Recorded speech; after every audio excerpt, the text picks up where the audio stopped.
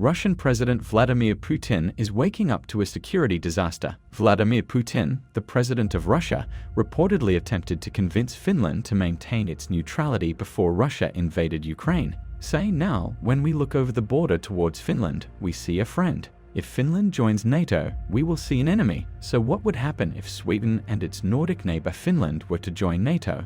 The answer could be devastating for Russia and the entire world. Make sure to stick to the end of this video, as we have a lot to cover. Let's dive right in. Finland and Sweden, two Nordic nations that had kept a certain distance from NATO, formally submitted their membership bids on May 18.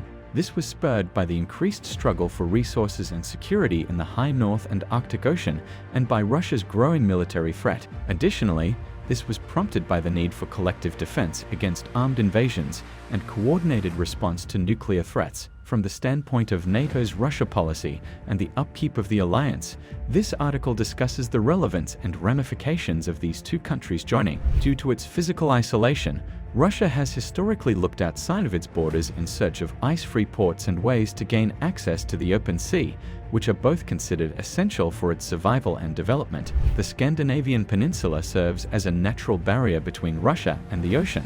Hence, Finland and Sweden's sustained neutrality was seen as essential to Russia's existence from a geopolitical standpoint. A smaller Russia lost its security buffer zone when the Soviet Union fell apart in 1991, and NATO's sphere of influence grew as it started to expand eastward under its open-door policy. Putin aimed to halt NATO's eastward expansion and reclaim the buffer zone Russia lost after the Cold War with his military invasion of Ukraine. How would Europe's security and military environment be affected if Sweden and Finland joined NATO? To begin with, the distance between NATO and Russia's straight land border would double from about 1,200 kilometers to almost 2,500 kilometers. For territorial security, Russia would be forced to increase its military budget at a significant financial expense and strengthen its monitoring capabilities. Second, Russia's access to its enclave of Kaliningrad would become more challenging, and the Russian Navy's operations would be severely constrained as nearly all of the nations surrounding the Baltic Sea joined NATO. Since March 2004, NATO has been conducting aircraft security operations over the Baltic republics. Its members often trade fighters and other aircraft to counter unidentified jets, especially those from Russia. The actions of the Russian Air Force in the Baltic Sea will be significantly impacted if the Finnish and Swedish air forces start participating in these operations, which will diversify NATO's aerial security. Additionally, the new operational domains of space, cyber, and cognitive domains will significantly impact Russia's hybrid warfare capabilities. Since Russia annexed Crimea in 2014, Europe has systematically combated hybrid warfare, combining conventional military operations with non-military tactics, including cyber attacks, sabotage, and disinformation campaigns. To react swiftly and effectively to threats from new areas, independent research institutes known as Centers of Excellence, for instance, have been set up one after another. They are expanding research into and creating practical remedies to hybrid threats. The European Center of Excellence for Countering Hybrid Threats, which provides knowledge and training to tackle hybrid threats, is located in Helsinki, Finland. The Center for Asymmetric Threat Studies is located in Stockholm, Sweden. The NATO membership applications from Finland and Sweden do not target Russia. These nations would choose to defend themselves as long as Russia is waging war of aggression against Ukraine. Moscow has responded with a barrage of threats. There can be no more talk of any nuclear-free status for the Baltic. The balance must be restored. Dmitry Medvedev, Russia's president between 2008 and 2012 and current deputy chairman of its Security Council, said in mid-April, as Russia realigns its forces in response to Finland and Sweden's admission, NATO will need to redesign its current military strategy and tactics. NATO agreed upon the deterrence and defense of the Euro-Atlantic area, a new military approach, in 2020. If the two nations combine, they will inevitably confront more significant difficulties in defending Northeast Europe. To confront these challenges, NATO must immediately reset its military posture. To address new threats in the Arctic region, including the High North and the Baltic Sea, NATO would be required to broaden the scope of collective self-defense. The Arctic Council has, up until now, ensured the region's environmental security and sustainable development. Still, with the Arctic sea ice rapidly melting due to global warming, the region is now at the center of international cooperation and conflict over developing natural resources and sea routes. NATO sees the Arctic as a developing warfighting zone alongside cyberspace and outer space. Russia is expanding its military presence and activity. Working more closely with Finland and Sweden will undoubtedly further expedite its presence in the region. Concern regarding the strategic stability of Finland's Northern Islands and Sweden's Gotland Island, which have remained demilitarized zones for historical reasons, is developing in the Baltic Sea. However, Moscow will undoubtedly view the escalating military interest in these islands as a tactical means to split NATO.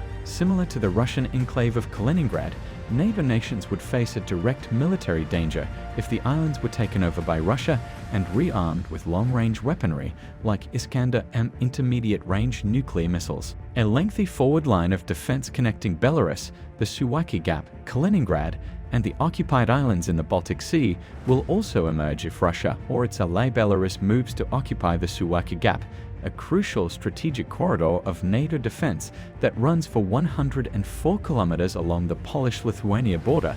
This would put the three Baltic NATO members in danger of being cut off. Additionally, there are rising worries regarding the security of undersea cables, which currently transport 99% of all digital data globally. In the Baltic Sea, Gotland and land serve as important cable relay sites. Communication between NATO countries, particularly for the Baltic republics, might be severely hampered if Russia invades the islands and destroys the cable infrastructure.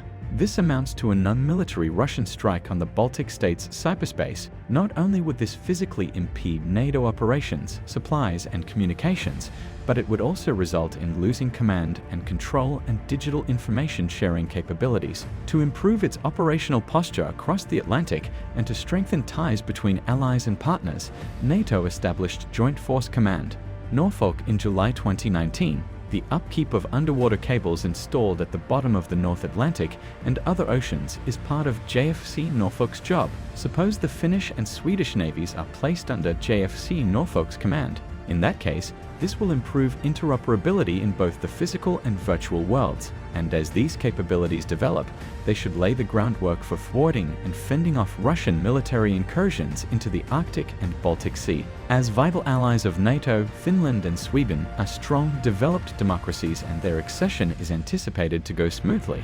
According to NATO Secretary-General Jens Stoltenberg, the procedure calls for accession talks and ratification of the accession protocol by all participating nations. Therefore, a specific period will pass before both nations can join, and Turkey has made it clear that it opposes their entry for political reasons. However, as evidenced by the Suez Crisis in the 1950s and the Iraq War in 2003, conflict and tensions among alliance members are nothing new, and NATO has the expertise and confidence to resolve such crises. NATO has established a culture that values diversity and divergent viewpoints. Even after Finland and Sweden join, NATO will probably be able to adapt to changing circumstances and continue to develop as a political and military alliance that upholds its inherent responsibilities as long as members agree on the fundamental importance of maintaining a US-European alliance. What do you think would happen to Russia if Sweden joined NATO? Make sure to let us know your thoughts down below. Subscribe to the channel as a sacrifice to the gods of the algorithm.